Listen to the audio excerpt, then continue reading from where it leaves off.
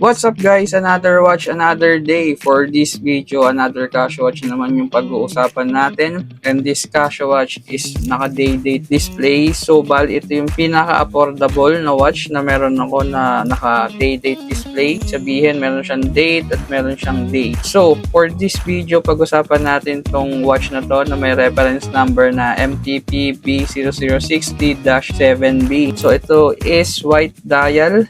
Ang kanyang case is 38mm. So this watch is analog quartz, battery operated ng SR626SW. 2 to 3 years natin magagamit yung battery ng watch na to. At syempre, yung case niya is stainless steel case. Yung kanyang bracelet stainless steel case din at naka-oyster bracelet siya. Yung kanyang closure is naka triple fold clamps. So ganun pa din. Pupul lang natin kapag gusto nating tanggalin, and kung gusto natin ibalik, syempre ipupush lang din natin. So this watch is very simple lang. Bagay ito sa mga small wrist dahil maliit lang yung kanyang case. So pag-usapan natin yung kanyang dial. So una is naka Roman numerals yung kanyang dials. Then white dial siya, tapos day date display. So ito yung pinakamaganda sa watch na to dahil meron siyang day date display sa very affordable na price niya. Magkakaroon ka na ng watch na meron day at meron date. So yung kanyang mga hands is hindi luminous and naka silver hand siya. So yung mga markers niya is